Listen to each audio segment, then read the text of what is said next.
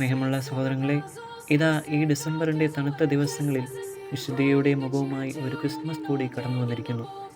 അകലെയെങ്ങോ മുഴങ്ങുന്ന ദേവാലയ മണികൾ, മിന്നി മിന്നി കത്തുന്ന നക്ഷത്രങ്ങൾ, നൂറ്റാണ്ടുകൾ പിന്നിലേക്ക് നമ്മെ എത്തിക്കുന്ന പുൽക്കൂടുകൾ, ഇരുൾ നിറഞ്ഞ രാത്രിയാമങ്ങളിൽ ആഹ്ലാദഗാനം ആലപിച്ച് നടന്നു നീങ്ങുന്ന കരോൾ സംഘങ്ങൾ, വർണ്ണം പകിട്ടോടെ ഉയർന്നു നിൽക്കുന്ന ക്രിസ്മസ് മരങ്ങൾ, ആഹ്ലാദ പൂത്തിരി കത്തിച്ചുള്ള മുഖവുമായി നമ്മെ എന്നും ത്രസിപ്പിക്കുന്ന സാന്താക്ലോസും എല്ലാം ഈ ക്രിസ്മസ് കാലത്ത് മനസ്സിൻ്റെ ക്യാൻവാസിൽ പച്ചകിടാതെ നിൽക്കുന്ന ചിത്രങ്ങളാണ്.